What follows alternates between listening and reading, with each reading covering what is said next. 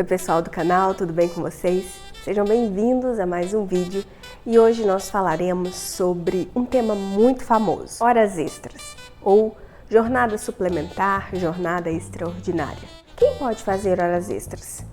Qual é a modalidade de ajuste entre empregado e empregador para que seja possível a prestação de uma jornada extraordinária? Além disso, você sabe qual a diferença entre prorrogação de jornada e compensação de jornada? O que seria o banco de horas? Se esse assunto te interessa, eu peço que desde já você deixe aqui o seu like para me ajudar a compartilhar essas informações. Além disso, se você ainda não se inscreveu, inscreva-se agora mesmo nesse canal, ative as notificações para receber os próximos vídeos e me siga também no Instagram, que é magis.do.trabalho. Chega de papo agora e vamos ao que interessa.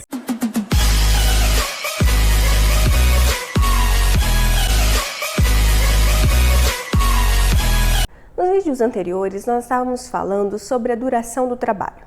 Em média, um trabalhador comum labora 8 horas por dia, 44 horas semanais. É claro que nós teremos exceções, são as chamadas jornadas especiais. Todavia, esses trabalhadores, quando passam desse horário padrão, eles terão direito a receber as chamadas horas extras. É claro que o que interessa aqui é o adicional de hora extra, que, eu preciso frisar para você, é considerado um salário-condição.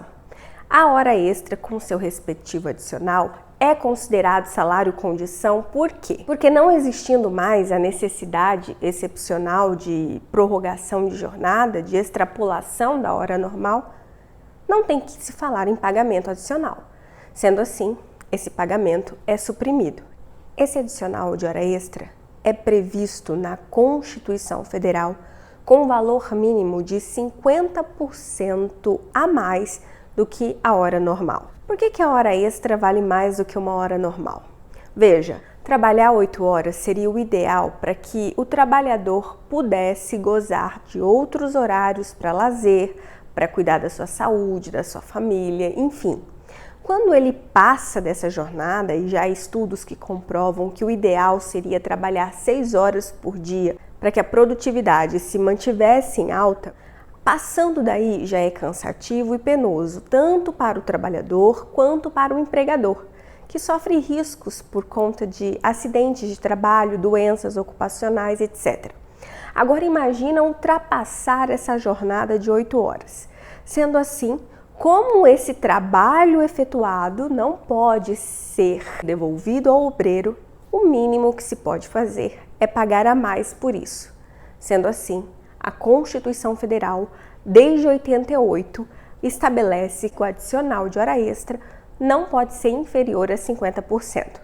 Embora alguns artigos na CLT mencionem que pode ser 25%, nós temos que entender que esse dispositivo não é recepcionado pela atual ordem constitucional. Sendo assim, todas as vezes que você encontrar um adicional de hora extra inferior a 50%, você desconsidera e você coloca 50%.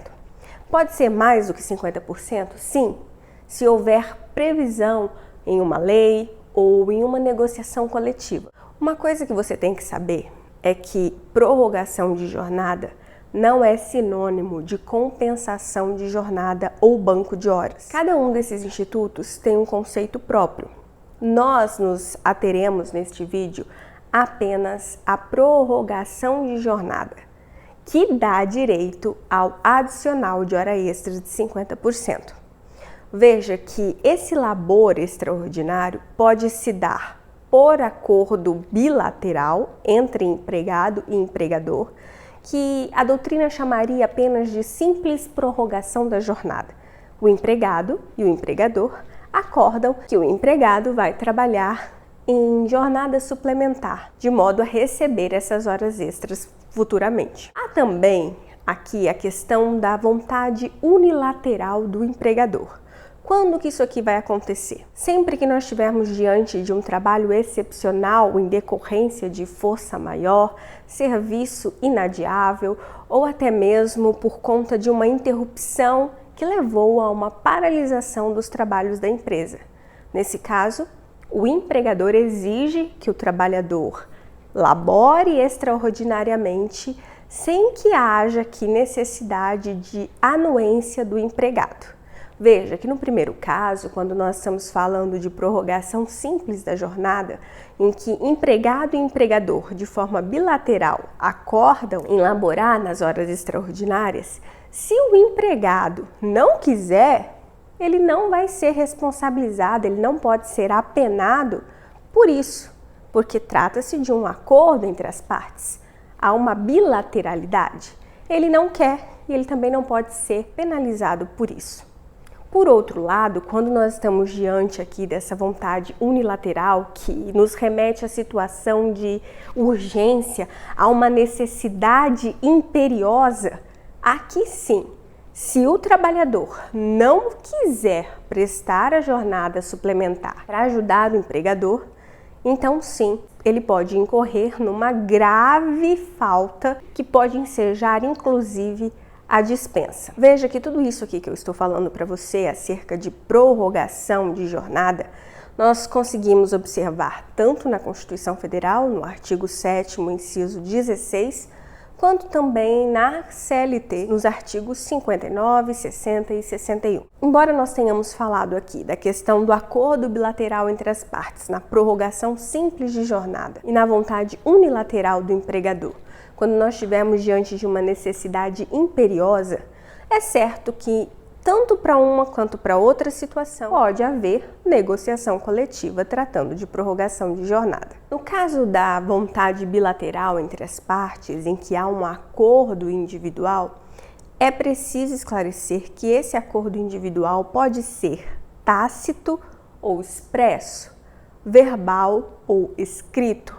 É o que trouxe a nova redação da reforma trabalhista ali no artigo 59 da CLT. Quando existir esse acordo entre empregado e empregador para que exista a prestação extraordinária de trabalho, essa prestação extraordinária não pode ultrapassar 2 horas diárias. Ou seja, esse trabalhador, por exemplo, que faz 8 horas por dia, não poderá trabalhar além de 10 horas diárias. Mas aí você me pergunta, eu trabalhei 11 horas no dia, cheguei a trabalhar 12 horas em outro dia e eu fiz um acordo com o meu empregador que eu receberia essas horas extras.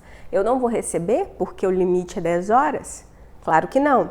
É obrigação do empregador pagar por essas horas, mesmo que elas tenham extrapolado o limite legal.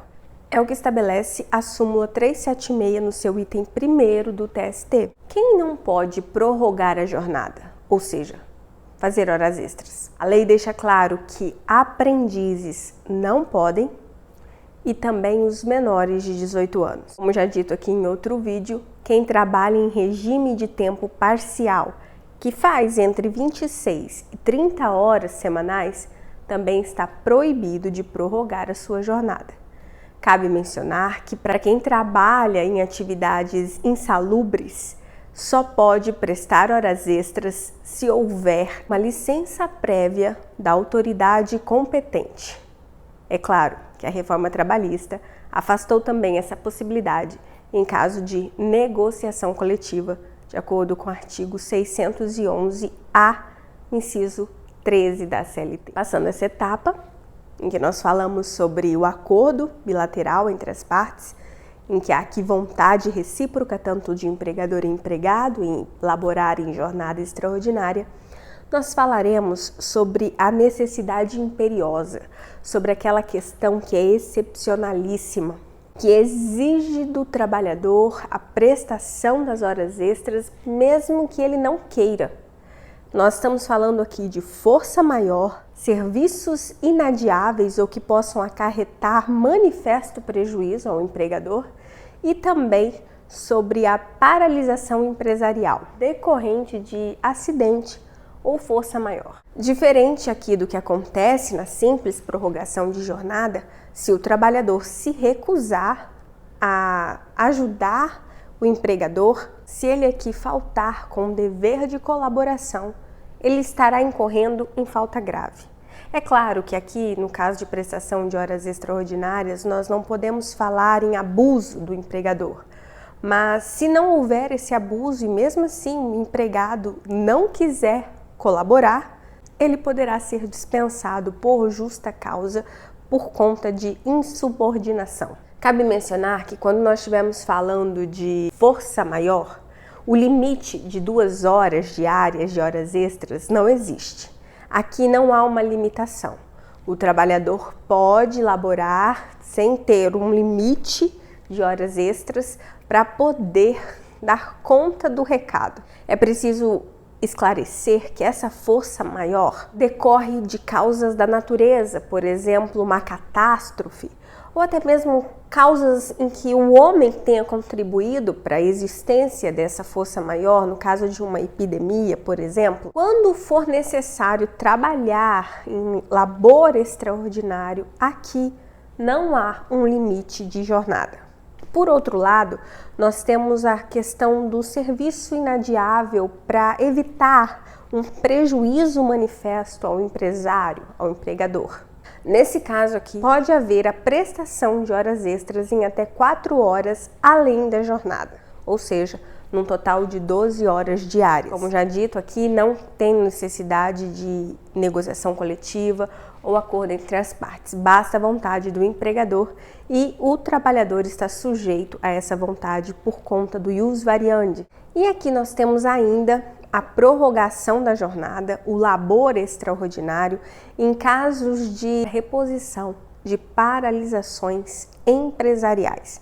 Veja que aqui há uma necessidade de recuperar um tempo perdido em que houve, por exemplo, a perda de um trabalho, de um serviço já realizado por conta de força maior ou de um acidente que tenha cometido aquela determinada empresa. Nesse caso aqui, a própria CLT traz uma limitação dessa jornada. Ela não pode ultrapassar 10 horas diárias e essas horas só podem ser prestadas pelo prazo de 45 dias no ano. Veja que essa recuperação no tempo perdido aqui não tem nada a ver com licenças ou férias coletivas. Nós estamos falando aqui também de uma situação excepcional em que há um trabalho perdido e o empregador precisa recuperar esse tempo para que ele não sofra também um prejuízo muito grande que possa acarretar inclusive a dispensa de seus empregados. Além da CLT ter trazido aqui essa previsão, esse limite temporal para a prestação das horas extraordinárias, é certo que nesse caso o empregador só vai exigir esse labor extraordinário se houver prévia licença da autoridade administrativa trabalhista competente. Sem essa autorização, não cabe aqui a prestação de horas extras. O que a jurisprudência nos diz sobre aqueles minutinhos extras que são marcados no ponto, tanto na hora da entrada quanto na saída? Eles devem ser remunerados como horas extraordinárias? Olha só, a súmula 366 do TST estatui o seguinte: por exemplo, se você chega 5 minutos antes no seu trabalho, registra o ponto, ou se você sai 5 minutos depois, esse limite de 5 minutos na entrada, na saída, eles não são computados como extraordinários. Por outro lado, se você ultrapassar 10 minutos no dia, se nós formos somar a entrada e a saída e der mais de 10 minutos, nesse caso sim, é devido o adicional por trabalho extraordinário. Agora aquele assunto que interessa a todo mundo. Qual a consequência de prestação de horas extraordinárias com habitualidade? Veja só, as horas extras prestadas com habitualidade, e aqui eu preciso dizer que não há um conceito pré-definido para essa questão da habitualidade, mas imagine-se que é algo reiterado preponderantemente. Então aqui as horas extras integram o salário para todos os efeitos. Isso quer dizer que haverá reflexo em verbas importantíssimas do trabalhador: descanso semanal remunerado, férias com terço constitucional, aviso prévio, FGTS, indenização do FGTS, 13º salário e ainda em parcelas previdenciárias. Além disso, se o trabalhador está acostumado a prestar horas extras, isso há anos, por exemplo, a supressão, a retirada dessas horas extras, ou seja, se o empregador chega para ele e diz, a partir de hoje, você não precisa mais prestar essas horas extras, esse trabalhador tem direito a receber uma indenização, conforme dispõe a súmula 291 do TST, para que ele não sofra um impacto muito grande financeiramente. E qual a diferença da prorrogação da jornada, em que há pagamento de horas extras, etc., para compensação de jornada e para o banco de horas? Se você tem interesse em saber sobre esses assuntos, me aguarde para o próximo vídeo. Desde já, ative as notificações para não perder nenhuma informação. Se inscreva no canal e me siga também no Instagram. Até o próximo vídeo.